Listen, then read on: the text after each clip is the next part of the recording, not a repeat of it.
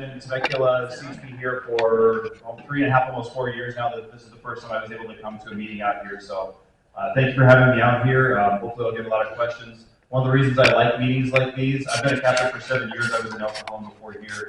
And these are the places where we really get to hear straight from you guys where your problem areas are, what your concerns are, what we can do about it, and then also let you know more what Highway Patrol does. So again, I'm from the Temecula area, and for those that don't know the Temecula area, we have a rather large area. We cover all out here in Sage, Anza, Guanga, 371, 79, Winchester Road, French Valley, 15, 215, Ortega Highway.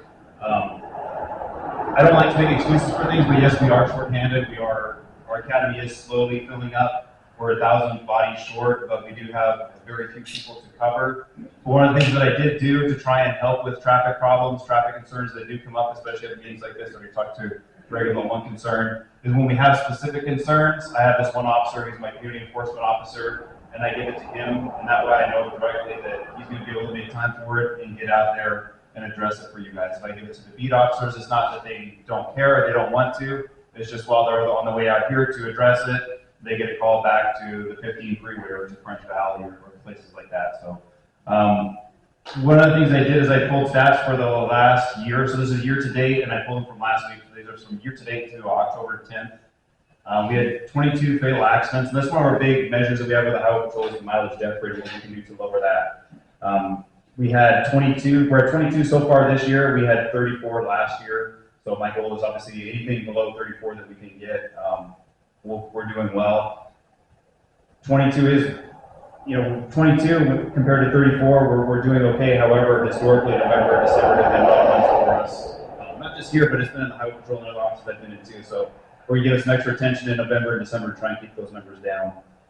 Total collisions at CHP in Temecula, we handle about 120 to 150 accidents a month. And so far for the year, we've had 1,420 accidents. Our DUI arrests have been 393 for the year. They've actually started going up. I got a little increase on officers and also some younger officers who are extra hyper and like to get out there, especially going after drunk drivers. It's great. So now we're actually up to, we were about 35 DUI arrests a month. Now we're up to more like 50. So significant increase on that. Very happy with that. And one of the numbers I really looked at when I got here was a lot of our DUI arrests were out of DUI accidents, which means essentially we were too late. They already crashed. It was almost 50%, and right now we're less than 25% of our crashes are DUI. So we're really, our new guys, I'll give them the credit. They're out there being aggressive and trying to get them. They are getting them before they're crashing. So I'm very happy about that. Citations were at 7,938 for the year, and again with the increase in officers, we're getting an increase on that. So one of the things we're doing is because we're short-handed, but so is San Gregorio Pass CHP. That's just down the hill here. India, all my surrounding CHP areas were all short, so we're resource sharing. So once a quarter, we're doing a project on the 15 where I'll send a couple officers, and then Oceanside will send a couple officers, and then we will just hammer the 15 freeway. And then San Gregorio Pass CHP, India CHP, and Temecula CHP once a quarter, we get together, and so once a month we'll go to, say, Indio, it's their turn, so we'll go to Indio. There'll be a group of like 6 of us out there, and the next month will be San Gregorio Pass. Then it'll be our turn. When it was our turn in July, we were out in the French Valley area, and we wrote over 100 tickets in just a matter of a couple hours. So that is something that we're going to continue to do, and it's great in French Valley, but I do want to share it well, so we'll hopefully bring that out here to you guys as well. Our total enforcement contacts for the year is 12,856. And the reason there's a big number between basically 8,000 citations and that is because enforcement contacts also includes verbal warnings, written warnings, and then one of the big calls that we get, one of the big complaints is people who've been parked too long in one area. So we put, it's called the CHP 422, that little yellow sticker you'll see on cars. That's an enforcement document as well. So that's one of the big ones we get as we go out there. We tag the car. If it's on the freeway, you have 4 hours to move it after we tag it. If it's on county roads, now you have 72 hours to move it. And other than that, I'll open it up to questions. So what questions do you have for me? What could I help you guys with? Yes, sir. Kind of a general question. With all the housing that's being built in this area, and apparently they're selling a lot of them already, which kind of surprises me a little bit. But are you guys getting any kind of budget increases to cover this in the future? Because that's a tremendous amount of people over there. So yeah, so that 1,000 officers we're down, there's money to fill those spots. We're just having a hard time recruiting. So I plug recruiting in every meeting. I was gonna do it, but I was like, threw it off, but now I will plug it again. If you know someone that wants to join the highway patrol, it's a great career. We make a lot of money doing what we do. It's very rewarding. So anyway, so yeah, there's money for it. It's just a matter of getting the officers through the academy. So I have 34, I should have 47. That number of 47 though is from 2004. And that's when there was a realignment of the Oceanside and the Oceanside so that, I moved here in 2004, so I know in 2004 the difference in the community between then and now. I mean, I should have 47, realistically I should have 67 officers. So anyways, long story short, yes, there is money for it. It's just a matter of trying to convince kids these days that law enforcement is a good job, and it really is. So, did that answer? Yes, sir. So on the turns on the road on top of these hills, like say here, on the very top, there are no signs that keep people from running off the road. Do you guys have anything to do with that? No, that would be county roads. County road. Hey, get with me after. Let me know the specifics, and I've got to contact the county roads, and I can pass that information along. And we'll see what we can do. Because that's one of the things I like to do, especially with our accidents and especially our fatalities. So one of our fatality areas before was, hopefully stays that way, but on Grand, we were getting a lot of pedestrians hit at night, and working with county roads, we were able to get some lights installed there, and it's, knock on wood, I don't want to jinx anything, but so far it's helping. So You're going to get a lot of spinouts right there, because people don't know that the road continues to turn on top of the hill, and it turns almost like into a U, and then it straightens out.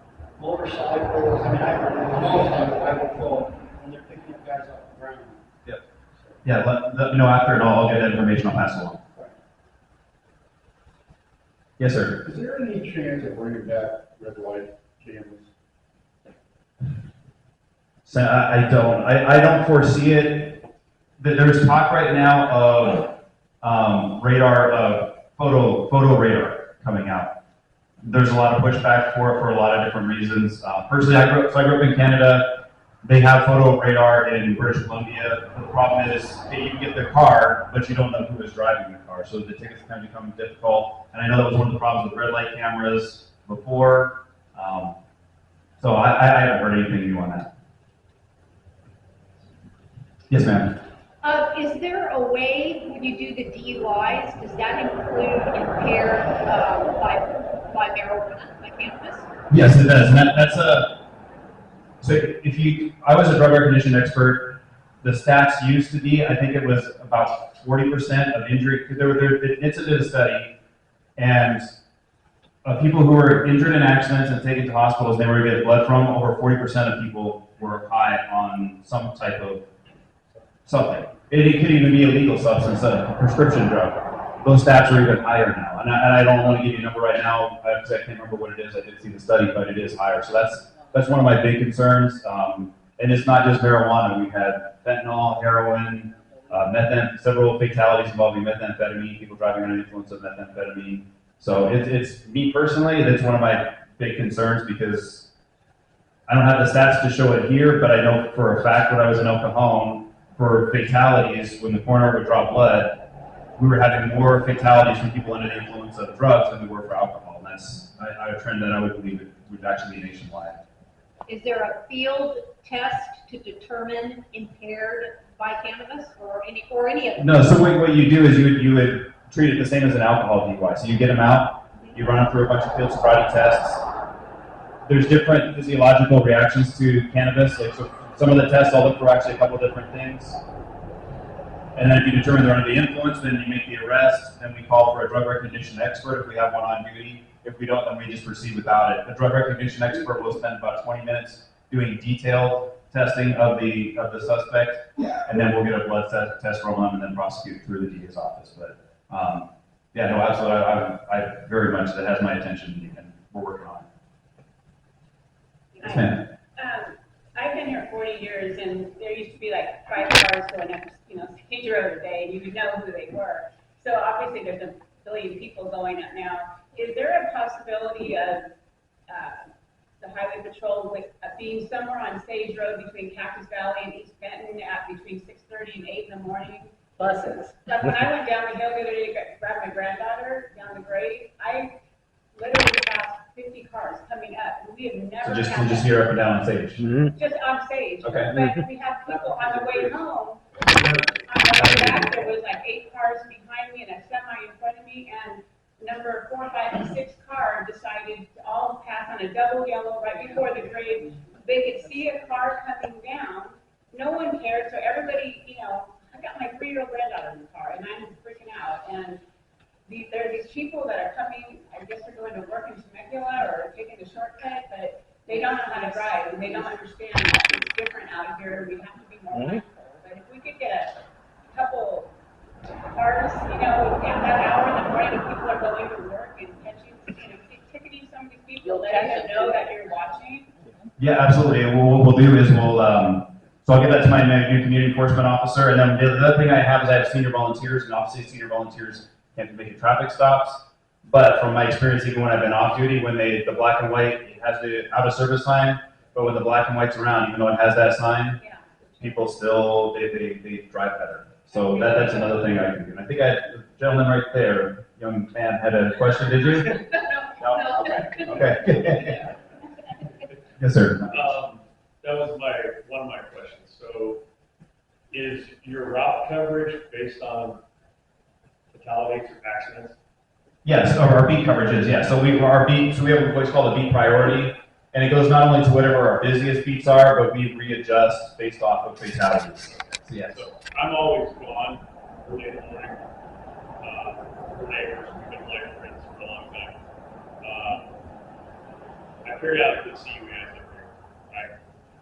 Honestly, I don't like seeing you guys up here. So that's just me. Nothing against tourists. I love you guys. I know that you were in the tourism conference. I like seeing you up here. You guys are awesome. But is there a way that you guys can enforce with the ways and means and stuff, the traffic? Because I think that's where it's coming. The traffic, you know, we push the app for traffic. Oh, yes. Get to this point quicker and this point quicker, right? Right. And I think that's happening a lot more, but, you know, in the last, we had a motorcycle hit on Father's Day that died. And then 2 weeks ago, we had a flip right here at Red Mountain Road. We're off of Red Mountain Road. So I agree with Robin's comment about crazy drivers not understanding, but are there rules for semis? And if we get a lot of semi traffic, a lot of CRC traffic, they're dumping the composite refuge that people are buying or dumping for free, whatever. But they seem to damage the roads, and they basically don't care. So how do you guys address that? I know it's, you don't have the right answer, right? Well, I have answered both, but hopefully you like it. But so 2 parts there. So the Waze app, that's been a problem over the last several years. Again, through when I was in Oklahoma CHP, and then hear people using it for cut throughs.